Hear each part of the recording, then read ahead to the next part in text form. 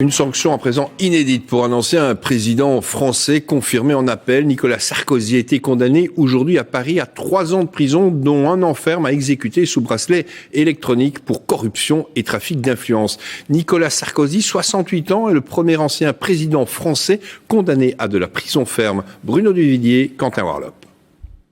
Le visage fermé et le regard perdu, Nicolas Sarkozy ne s'attarde pas et quitte rapidement le tribunal.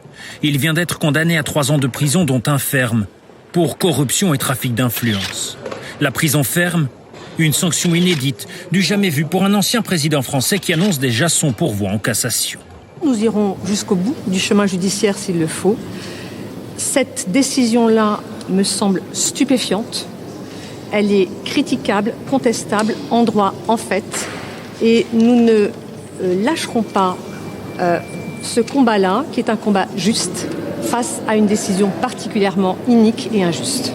L'affaire des écoutes remonte à 2014. Elle concerne Nicolas Sarkozy, Thierry Herzog, son ami et avocat, et Gilbert Azibert, alors avocat général à la Cour de cassation, la plus haute juridiction de l'ordre judiciaire français. L'enquête fait apparaître un pacte de corruption entre les 3 hommes, c'est ce qui ressort d'écoutes téléphoniques. À l'époque, Nicolas Sarkozy est inculpé pour abus de faiblesse concernant l'héritière de L'Oréal, Liliane Bettencourt. Dans l'attente d'une décision en cassation dans cette affaire, Nicolas Sarkozy, en échange d'un coup de pouce, se serait engagé à aider l'avocat général à la Cour de cassation pour lui obtenir un poste honorifique à Monaco. Aujourd'hui, tous les 3 sont reconnus coupables et condamnés à la même peine.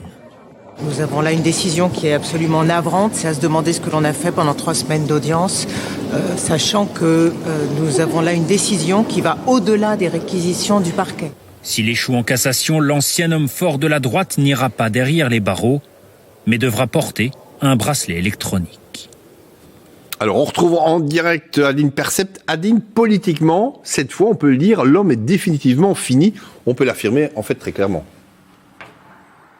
Oui, sa carrière politique est définitivement terminée, mais surtout, il devient un soutien plus qu'encombrant pour l'actuel président Emmanuel Macron, dont on sait que Nicolas Sarkozy est un visiteur régulier. Alors, l'ancien président de la République est cité dans différentes affaires politico-financières. On va parler de 2 affaires qui ont des échéances courtes. La première, c'est l'affaire du financement libyen de sa campagne en 2007. Là, le parquet vient tout juste, il y a quelques jours, de recommander que Nicolas Sarkozy soit jugé pour corruption passive et pour financement illégal de campagne. Les juges d'instruction ont un petit mois pour décider de poursuivre ou non. Et puis, deuxième affaire, et non des moindres, l'affaire Big Malion, ce système de fausses factures qui a consisté à cacher le dépassement colossal du plafond des dépenses autorisées pour une campagne présidentielle. Ça, c'était en 2012. Eh bien, Nicolas Sarkozy a déjà été condamné à 1 an de prison ferme. Il a fait appel et il y aura